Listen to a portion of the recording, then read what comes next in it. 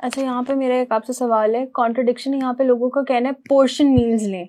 आपने कहा कि 2 मील्स इन अ डे, और बहुत सारे डॉक्टर्स रेकमेंड करते हैं कि पोर्शन डाइट लें, इंटरमिटेंट फास्टिंग में भी। जी, तो इसमें आप मैं आपको ये बताता हूँ, ये इतनी बड़ी गलती हमने की कि हमने लोगों को 6 मील्स के थोड़े थोड़े 6 मील खाए। ये बड़ी देर तक अब भी चल रहा है।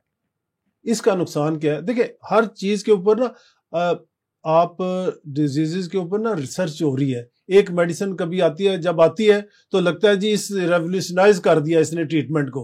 कुछ सालों के बाद पता चला कि यार इसके तो इतने साइड इफेक्ट है।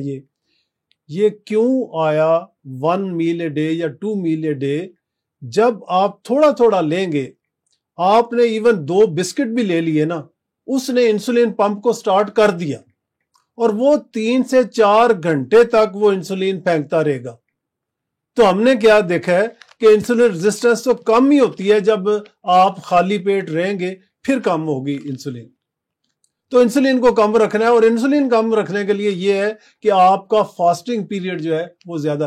नबी सल्लल्लाहु अलैहि वसल्लम पीर को और जुमेरात को रोजा रखते थे और पूरे साल में 365 दिन है, 142 रोजे, ये उनकी आदत थी आप सल्लल्लाहु अलैहि वसल्लम की। तो इसलिए ये जो और फिर ये था कि जो आपने फरमाया कि 1/3 मैदे को भरे खाने से, 1/3 पानी के लिए और 1/3 हवा के लिए, यानी बहुत थोड़ा खाएं। हमारे यहाँ शादी ब्याह पे लोगों की आप प्लेटें तो देखें कि जैसे जिंदगी का आखिरी खाना खा रहे हैं।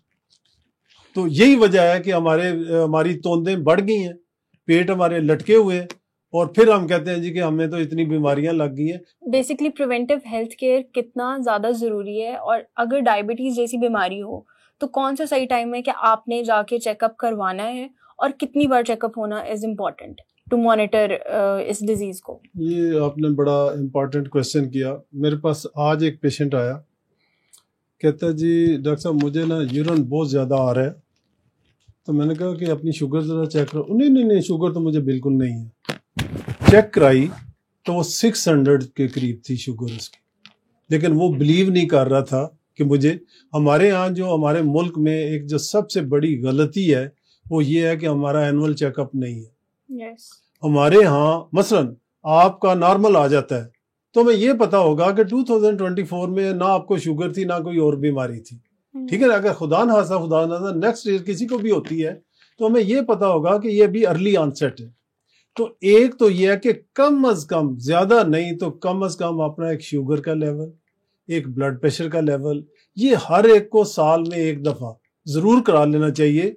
एक दफा चीफ मिनिस्टर थे, उनके साथ हमारी मीटिंग हुई तो उन्होंने कहा जी मैंने तो पंजाब में इतने डायलिसिस सेंटर खोल दिए। तो मैं उनसे कहा जी अगर आप बुरा ना मनाएं तो मैं आपको एक सजेशन दूं, अगर आपका थोड़ा सा पैसा एक डायलिसिस का जो आपने इतने ज्यादा खोले हैं, डायलिसिस हो क्यों रहे हैं? आपकी शुगर और ब्लड प्रेशर कंट्रोल ना होने की वजह से। तो अगर आप स्क्रीनिंग पे लगा दें कि लोगों की हर साल ये 2 चीजें चेक करा दें, कितना पैसा लगता है? 50 रुपए का टेस्ट नहीं शुगर का, फ्री ब्लड प्रेशर चेक हो जाता है। तो आप आने वाली बेशुमार चीजों से बच सकते हैं। दूसरा मैंने कहा कि हर बंदा अपना वेट मॉनिटर करे। अगर उसका पेट बढ़ रहा है, उसका अगर वजन अपनी हाइट से बहुत ज्यादा है, तो फिर इसका मतलब है कि वो बंदा शुगर की तरफ और इन क्रॉनिक डिजीजेस की तरफ जा रहा है। तो हमारे यहाँ 2 किस्म की बीमारियां होती हैं। एक तो वायरल इन्फेक्शन होते हैं जो कि मौसमी होते हैं, उनका तो आप मौसम गया तो फिर वो खत्म। लेकिन एक जमाने में वायरल या इन्फेक्शियस डिजीजेस ज्यादा होती थी। आजकल क्या हुआ है कि हमारे यहाँ ये जो क्रॉनिक डिजीजेस हैं ये ज्यादा होनी शुरू हो गई है। और उसकी सिर्फ और सिर्फ वजह है कि हमने कभी हमारे लिए बजट होता है शादी का, हमारे लिए बजट होता है गर्मियों के कपड़े लेने हैं, सर्दियों के कपड़े लेने हैं, फलां जगह जाके खाना खाना, इस बच्चे की एजुकेशन। आज तक हमने अपने हेल्थ के ऊपर एक पैसे का बजट नहीं रखा। तो मैं ये आपके साथ से मैं ये कहूंगा कि लोगों को कम अज कम चंद एक बेसिक टेस्ट जो है उस पर ज्यादा पैसा नहीं खर्च होता, लेकिन आप अगर उसे बहुत ज्यादा पहले, और प्रिवेंटिव हेल्थ जो है इसका हमारे यहाँ तस्वर ही नहीं है।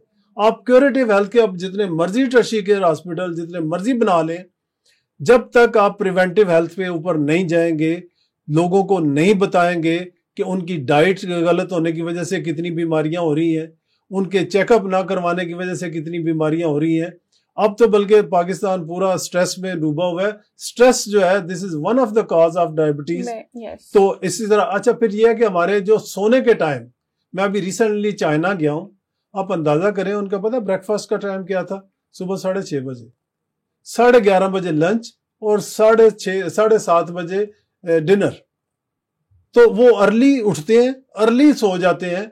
तो हमारे यहाँ जो ट्रेंड हो गया है, रात को 9 बजे से लेके कोई 2-3 बजे तक ये जो पीरियड है नींद का, ये इतना जरूरी है कि इसमें सारी जो हमारी दिन की मशीनरी खराब हुई होती है, उसका जो रॉ मटेरियल निकला होता है, उस सारे को ऑटोफेजी का प्रोसेस जो होता है वो खुद जिस्म उसको हील करता है, रीजनरेट करता है। तो हम जब वो नहीं सोते और हम सारी रात जागते रहते हैं, तो इसकी वजह से भी हमारे जिस्म के ऊपर ये तमाम जो क्रॉनिक बीमारियां हैं ये हमला कर देती हैं। तो लिहाजा हमें अपने टेस्ट, अपने वेट मैनेजमेंट, अपनी डाइट मैनेजमेंट और अपना स्ट्रेस लेवल को कम करना, वॉक करना, ये सारी वो इतनी जरूरी चीजें हैं कि आप बेशुमार अद्वियात से बच सकते हैं, बीमारियों से बच सकते हैं। नॉर्मल शुगर लेवल क्या होना चाहिए? Healthy normal? ये जो इंटरनेशनल रिकमेंडेशंस है ना, वो ये है कि फास्टिंग लेवल जो है वो 100 से कम होना चाहिए। ओके। अगर आप 100 से 125 के दरमियान आपकी शुगर आ रही है, तो इसका मतलब आप प्री डायबिटीज, यानी डायबिटीज से जो पहले की स्टेज है, होने से पहले की, वो 100 से 125 तक। और अगर आप 126 है तो फिर आप डायबिटिक है। ठीक है जी। इसी तरह अगर तो वैसे तो असूली तौर पे मैं एक चीज कहूंगा कि जो डायबिटीज, अगर किसी को ये नहीं पता कि इसमें कितने ग्राम शुगर है या कितनी फलां चीज है, कार्ब ज्यादा है कि नहीं, वो खाना खाने से पहले अपनी शुगर चेक करे और खाना खाने के 2 घंटे बाद चेक करे। अगर तो वो 30 ग्राम से ज्यादा है आपके, जो मतलब आपकी थी 100 खाना खाने से पहले, बाद में आपने की तो आपकी आई 130, तो इसका मतलब है आपने जो खाना खाया वो बिल्कुल सही है। लेकिन अगर आपकी 100 थी और बाद में आ गई 250, तो इसका मतलब है आपने बहुत ज्यादा आपने खुराक खा ली है, उसमें कार्ब भी ज्यादा है, बाकी चीजें भी ज्यादा है, तो आपका लेवल बहुत ज्यादा बढ़ गया। तो लिहाजा ये एक सिंपल सी टिप है कि आपका 30 ग्राम से ज्यादा नहीं होना चाहिए। वैसे डायग्नोज करने के लिए अगर खाना खाए 2 घंटे हो गए हैं तो आपकी शुगर अगर 200 से ज्यादा हो जाती है तो उसको हम कहते हैं कि आप डायबिटिक है। लिहाजा एक फास्टिंग है लेवल, एक वो, और एक होता है 3 महीने वाला टेस्ट, वो अगर आपका 5.7 से ज्यादा है तो फिर पहले आप प्री डायबिटिक, और अगर 6.5 है तो फिर आप डायबिटिक। ठीक है।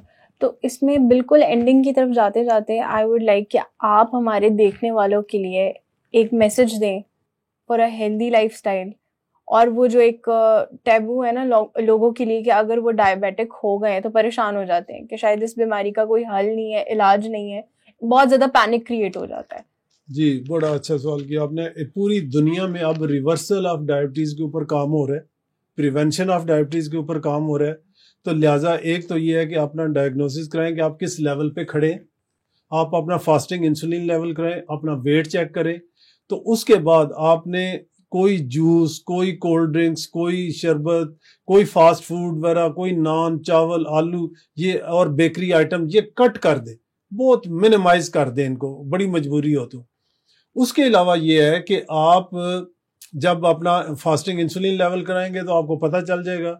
आप वेट, अगर आपका एक्स्ट्रा, मैंने बताया था कि जितने इंचेस आपकी हाइट है उतने केजी आपका वजन होना चाहिए, जितनी आपकी हाइट है उससे आधा आपका पेट होना चाहिए। तो लिहाजा एक तो इसको करें। अगर आप, अच्छा एक और मैं बड़ा इंपॉर्टेंट पॉइंट बताऊंगा, अगर लोग कहते हैं जी वजन कम करने के लिए हमने तो जिम ज्वाइन कर लिया, हम तो इतनी एक्सरसाइज करते हैं, एक्सरसाइज का जिम का सिर्फ 10% रोल है, 90% आपकी खुराक का है। और खुराक में क्या है, आपने कार्ब कम करने और इंटरमिटेंट फास्टिंग करनी, ये 2 चीजें करेंगे आप विद इन 4 to 6 मंथ्स आप देखेंगे कि आपका 25-30 केजी वजन कम हो सकता है, और हमने अपने पेशेंट्स का कराया है। अच्छा, एक और बड़ी इंपॉर्टेंट चीज, बेशुमार हमारी खवातीन बहनें वो इनफर्टिलिटी का शिकार है, उन्हें कंसीव नहीं कर रही, पीसीओस और बहुत ज्यादा कॉमन है। आप वेट कम करें, किसी दवाई की जरूरत नहीं है, कंसीव कर जाएंगे। Thank you so much doctor साहब, आपने हमें इतनी इन्फॉर्मेटिव एक डिस्कशन की, और आई होप कि जो हमने बातें की हैं वो लोगों के लिए एक अवेयरनेस का बाइस बने, और लोग समझें कि ये जो चीज़ है डरने वाली बात नहीं है, बीमारी हो जाती है लेकिन उसका हल निकाला जा सकता है अगर हम अपना हेल्थ को प्रॉपर्ली या हेल्दी डाइट हम। ये बड़ा होपफुल है, डायबिटीज जिसको भी है वो डरे ना, ये आप अगर थोड़ी सी कोशिश करेंगे ये रिवर्स हो सकती है।